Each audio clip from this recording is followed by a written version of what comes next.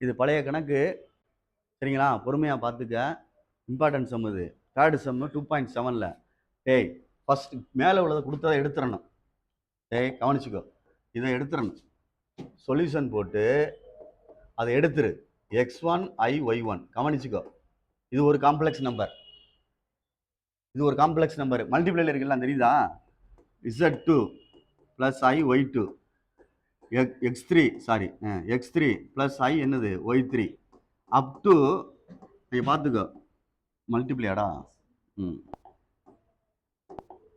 Multiply எல்லாமே xn + i yn equal to a + ib. இதுதான் உன்ட்ட நான் சொன்னேன். கொடுத்துருக்கு, எடுத்திருக்கேன். ஃபஸ்ட்டு ஒன்றுக்கு நான் ஆன்சர் எடுக்க போகிறேன். என்ன சார் செய்யணும் அப்படின்னு பாரு. இந்த கணக்கை பார்த்து நான் வரணும். எனக்கு என்ன தெரியும் அப்படின்னா, இந்த கணக்கை பொறுத்த முடியல மாடுலஸ் 2 சைடு எடுக்கணும். Taking modulus on both side அப்படின்னு எழுதணும். டேக்கிங் மாடுலஸ் இருபுறம் மட்டு காண்கன்னு அர்த்தம். ஆன் போத் சைடு 2 சைடும். இப்போ இந்த சைடு பார்த்தீங்கன்னா இப்படி போட்டுறணும். இந்த சைடு பார்த்தீங்கன்னா மொத்தம் அப்படி விழுகும். இப்படி எழுதணும். ரைட்டா தப்பா? மொத்தமாக போட்டிருக்கேன் மாடுலஸ். எழுதுறேன்.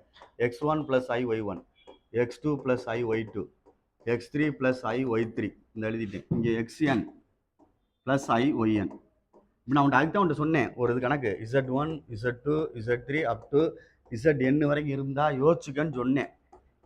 தனித்தனியாக போடலாம்னு சொன்னேன். இதைத்தான் இங்கே செய்ய போகிறோம். அப்படின்னா அந்த மொத்தமாக இருக்கிற மாடுலஸை தனித்தனியாக பிரிக்க போகிறேன். இது தனி, இது தனி, இது தனி, இது தனி ஈக்குவல் டு அது. அவ்வளோதான். அப்போ எழுதையில் x1 + y1 x2 + i y2 அடுத்து x3 + i y3 அங்கே வரையில் xn + i yn இங்கே வந்து a + ib. இதுக்கு தான் உன்ட்ட மறுபடியும் சொன்னேன், முன்னாடியே சொன்னேன்.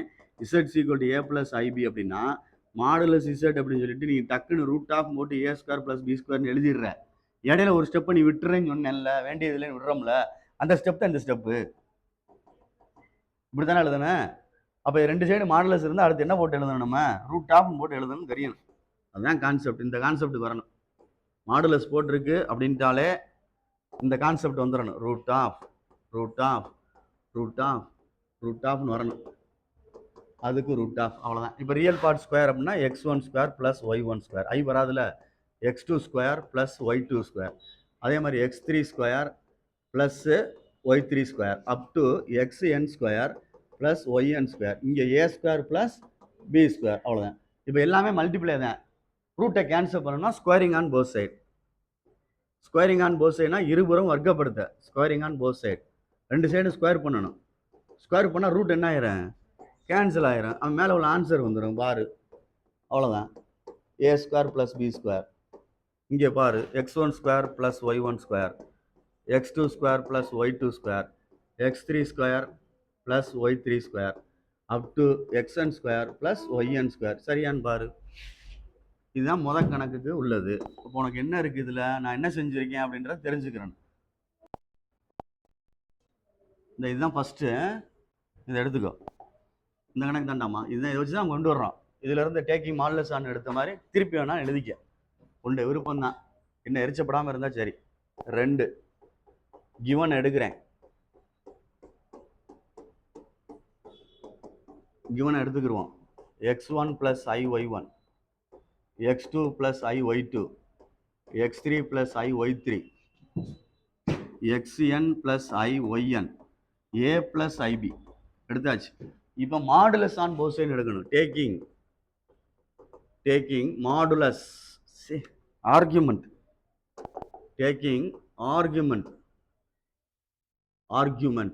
வீச்சு 2 சைடு. முதல்ல வந்து மட்டுக்கான, அடுத்து வீச்சுக்கான.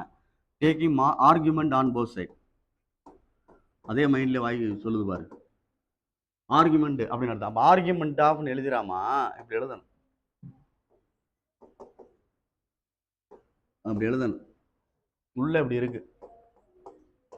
2 மட்டும் எழுதுறேன். இது x1 y1 i x2 i y2 எப்படின்னா எழுதிக்கோ. இது xn + i yn. இந்த எழுதிட்டேன். போன கணக்கில் மாடுலஸ் போடையில் மொத்தம் மாடுலஸ் போட்டிருந்தோம். தனித்தனி மாடுலஸை பிரித்தோம். இதில் ஆர்குமெண்ட்டை தனித்தனியாக பிரிக்க முடியாது. அதான் உன்ட்ட கேட்டேன், இது ஃபுல்லா எப்படி இருக்கு சொல்லு. கரெக்டு தான். இது ஃபுல்லா எதில் இருக்கு? மல்டிப்ளை இருந்தால் எப்படி பிரிக்கணும்? ப்ளஸ்ஸில். அப்போ இப்படி எழுதணும், ஆர்குமெண்ட் ஆஃப் ஒரு set plus argument of other set up to plus argument of அந்த கடைசி. புரியுதான்னு பாரு. ஃபுல்லாக multiply Z argument of Z1 Z2 இருந்தால் எப்படி எழுதியிருப்போம்னு சொல்லி போட்டுப்பார். இதை எப்படி எழுதியிருந்தோம்னா ஆர்குமெண்ட் ஆஃப் Z1 சரியா, சாரி Z1 Z2 இருந்தா இது எப்படி எழுதும் தெரியுமா? Argument of Z1 plus argument of Z2 எழுதலாம். இதைத்தான் தீட்டா 1ன்னு சொல்லுவாங்க, இதைத்தான் தீட்டா 2ன்னு சொல்லுவாங்க. அப்போ இங்கே மல்டிப்ளை இருந்தால் எதா பிரிச்சிருக்கோம்? அடிஷனாக பிரிச்சிருக்கோம். டிவைட் ஆயிருந்தால் எதா பிரிச்சிருப்போம்? இதுதான் உன்னோட லாக் வச்சு சொல்லி கொடுத்து ஞாபகப்படுத்திக்க அப்படின்னு சொன்னேன். அப்போ இது ஃபுல்லாக எல்லாமே மல்டிப்ளை தான் உள்ள ஃபுல்லாக. அப்போ பிரிக்கையில் என்ன போட்டு பிரிக்கணும்? ப்ளஸ்ஸு, மறந்துடாத சொல்லிட்டேன். ப்ளஸ்ஸு இதை ஃபுல்லாக சேர்த்து நம்ம இப்போ எடுக்கிறோம். இப்போ எங்களுக்கு எழுதுறேன் x1 + i(y1), இது x2 + i(y2), இது xn + i(yn), இது ஆர்குமெண்ட் ஆஃப் a + ib. இந்த மாதிரி ஆர்குமெண்ட் ஆஃப் இசட்டுக்கு அதான் உன்ட்ட சொன்னது ஏற்கனவே, திருப்பி அதை ஞாபகப்படுத்தணும். z = x + iy அப்படின்னா ஆர்குமெண்ட் ஆஃப் z அப்படின்னு சொல்றது tan இன்வர்ஸ் ஆஃப் இது ரெண்டும் தானே y/x அப்படின்னு எழுதுவோம். இதுக்கு இந்த இடத்துல இந்த இதை எடுத்துட்டு சப்போஸ் இசட்டுக்கு பதிலாக இருந்திருந்தா இதுதானே இருக்கும் உள்ள இங்கே, அப்படி இப்படித்தானே இருக்கும். அந்த இருக்குல்ல, தெரியலையா? இந்த ஆர்குமெண்ட் ஆஃப் இசட் தானே இருக்கு, அதை யோசிக்கணும்.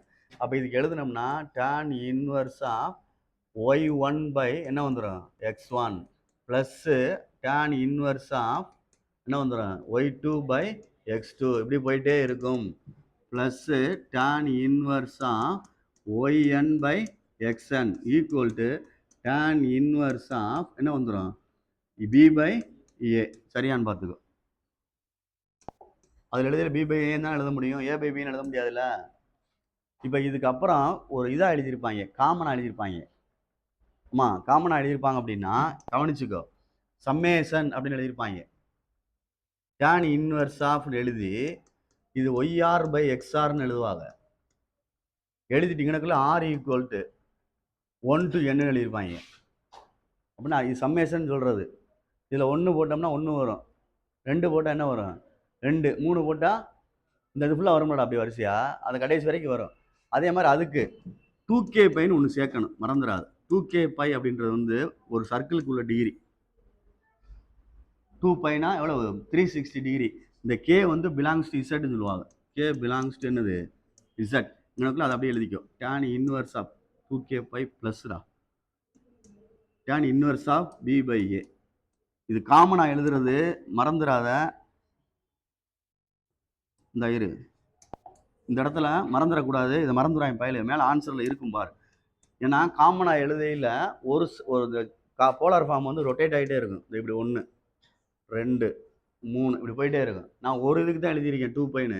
இந்த கேக்கு 1ன்னு கொடுத்தோம்னா ஒரு 2, 2ன்னு கொடுத்தா 2 ரொட்டேட் ஆகிட்டே இருக்கும். தெரியுதா சொல்கிறது? இது ஜென்ரல் ஃபார்ம் சொல்லுவாங்க.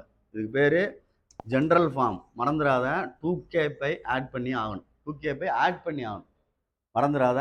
இதை அப்படியே ஜூம் பண்ணி பாரு, அதில் இருக்கான்னு பார்த்துக்கோ. அதில் கேட்பாங்க. அதில் இந்த இருக்கு பாரு, பின்னாடி ஆட் பண்ணியிருக்கா, நான் முன்னாடி ஆட் பண்ணியிருக்கேன். இந்த பின்னாடி 2k பைன்னு ஆட் பண்ணி k பிலாங்ஸ் இசட் எழுதியிருக்கா பாரு. கரெக்டாக இருக்கான்னு பார்த்துக்கோ. பொறுமையாக நிதானமாக செஞ்சுக்க. இதெல்லாம் கேட்பாங்க.